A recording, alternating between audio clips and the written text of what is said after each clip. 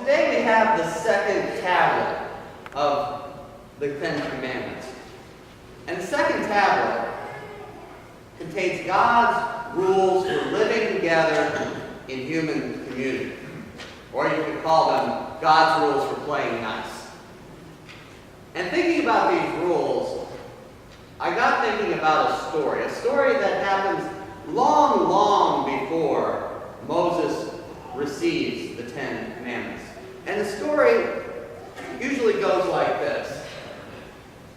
Now Dinah, the daughter of Leah, whom she had borne to Jacob, went out to visit the women of the region. When Shechem, son of Hamor, the Hivite, prince of the region, saw her, he seized her and lay with her by force. And his soul was drawn to Dinah, the daughter of Jacob. He loved the girl and spoke tenderly to her. So Shechem spoke to his father Hamor, saying, "Get me this girl for my wife." Okay, off the story, right? The only daughter of Jacob, Dinah, goes on a friendly visit to her Canaanite neighbors, and she is seized by the prince of the city. And he takes her, and then he is so in love with her that he speaks words of love to her and says to his father, "Get me this Dinah for my wife." Pretty eye-opening stuff, huh? And it gets better, or worse, depending on how you want to look at it. Because remember, Jacob had those sons, lots of them. And they were all pretty protective of their little sister, and they're angry. But Hamor, the Canaanite king, the father of Shechem, comes to them and he says, "The heart of my son, Shechem, longs for your daughter. Please give her to him in marriage. Make marriages with us. Give your daughters to us, and take our daughters for yourselves. You shall live with us, and the land shall be open to you. Live and trade in it. Get property in it." Shechem also said to Jacob and to Dinah's brothers, "Let me find favor with you, and whatever you say to me, I will give. Put the marriage present and gift as high as you like it. I will give you whatever you ask of me. Only give me the girl to be my wife." So Shechem and Hamor are obviously trying here, at least. But the sons of Jacob answered Shechem and Hamor deceitfully, because Shechem had defiled their sister Dinah. And they said to him, "We cannot do this thing, to give our sister to one who is uncircumcised, for that would be a disgrace to us. Only on this condition will we consent to you, that you will become as we are, and every male among you be circumcised. Then we will give our daughters to you, and we will take your daughters for ourselves, and we will live among you and become one people. But if you will not listen to us and be circumcised, then we will take our daughter and be on our way." Ouch. Ouch a lot. Not to get graphic, but circumcision, that's not something an adult male takes lightly. And yet if Hamor and Shechem were going to become one people with Jacob, that's what it was going to take. Because to be a Jewish man means to be circumcised. And you know what? Every one of the men in that Canaanite city said okay. But then, on the third day, when they were still in Canaan, two of the sons of Jacob, Simeon and Levi, Dinah's brothers, took their swords and came against the city unawares and killed all the males. They killed Hamor and his son Shechem with the sword, and took Dinah out of Shechem's house and went away. And the other sons of Jacob came upon the slain and plundered the city because their sister had been defiled.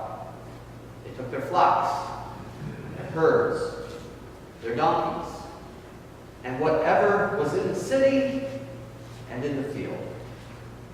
All their wealth, all their little ones, and their wives. All that was in the houses they captured and made their of prayer. Then Jacob said to Simeon and Levi, "You have brought trouble on me by making me odious to the inhabitants of this land, the Canaanites and the Perizzites. My numbers are few, and if they gather themselves against me and attack me, I shall be destroyed, both me and my household." But they said, "Should our sister be treated as a whore?" You might find this surprising, but those children's Bibles in your pews, they don't have this story. It is a disturbing, sad story. And I'm about to make it sad for you. For many years now, female Jewish scholars, and this is Old Testament stuff, have made it known that this rape of Dinah was probably no rape at all. In fact, it's far more likely that Dinah and Shechem were in love, and that translators, Jewish and Christian men, are trying to make the Jewish boys seem a little less despicable. The Hebrew word for rape is not in this text. The young man, Shechem, is immediately portrayed as speaking of his love for the girl. The idea that maybe a 14-year-old girl would be allowed to wander alone into a neighboring city is frankly absurd. In her wonderful book, The Red Tent, Anita Diamant examines this story of Dinah, and the tale she weaves, and it's fascinating, is of course fiction, but a lot of her assertions hold water. Jacob had married Rachel and Leah, Canaanite girls. The women who served them and who became mothers to some of the 12 boys who would become the 12 tribes of Israel were mostly Canaanite girls. The girls that those boys were marrying, mostly Canaanite girls. The point is, Dinah was almost certainly accompanied by those women on her trips to the Canaanite neighbors. They were counseling her. They were protecting her. They would have been incredibly protective of her. She was the only girl. And if anything, the union of Shechem and Dinah, according to their culture and to their traditions, was a union they thought would result in marriage. But not for the sons of Jacob. And the result? I call it the first recorded act of terrorism in human history. And it puts Jacob and his family on the run. And at this point, Dinah fades from the biblical tale. A widow with no hope of a husband, no hope of a family, no hope of a life beyond the shadow of her brothers. Why this story? On a day when we talk about God's rules for human community. Well, aside from showing how rotten we men sometimes can be, this story shows us how much we need rules. The sad truth is, human beings without rules will cheat on each other, prey on each other, and do almost anything to get ahead of each other and then explain it and rationalize it away. Not every human being, but far too many. And so God gave us rules. They come far too late to help Shechem and Dinah. But they grew out of the Jewish experience with God, and they remind us even today that we need to honor one another, honor truth, honor what belongs to whom, and honor the relationships of others. All ideals shattered by the sons of Jacob in this story, and ideals we see shattered over and over again today. To be a follower of Christ, to be a follower of God, to be a follower of these 10 commandments, we need to muster something, and it's something that we don't see mustered a whole lot in this Bible story or in our world today, and that thing is patience. In many ways, the commandments give us a blueprint for living a happy life, individually and as a community. But to follow them, you can't follow your whims. You can't trade in your relationships when the shine comes off the person you're in a relationship with. And I'm not just talking romantic relationships here, but friendships too, and family relationships.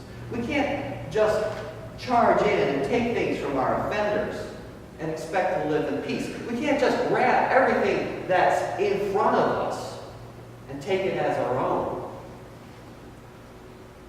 We are called to live in community, and God is telling us that that community has to be one of shared responsibility for one another. And that's why we talk here about living a lifestyle of giving of yourself for others. That's why we talk about learning to understand differences in people and to live with those differences. That's why we talk about taking a long view of life, not short view, but a long view where we remember that someday God will join us all together as full participants in God's kingdom. In our time, patience is often lacking. Commandments fall fast. But don't kid yourself. They always have. Or, as in Bible times, commandments have been used by some, mostly men, to keep others, mostly women, in line. And sometimes life does today bring situations where commandments simply can't be kept. But following them, taking their spirit into your heart, that's still the best thing you can do. These rules are still solid if you want to live a life where you are loving God and loving your neighbor as yourself. The story of Dinah, I think, is, well, a warning to us. We are all sinners and saints. But we tend to excuse human greed and the desire to control others, and we tend to fail to see those things for what they are, for what the commandments show them to be, and that's sin. The sons of Jacob fell prey to that sin and committed one of the gravest crimes of early humanity. It is a testament to God, frankly, to God's power, that anything good could eventually come out of these men who were capable of such evil. In the end, our commandments tell us we're meant for life together. They tell us that diversity is a gift of God.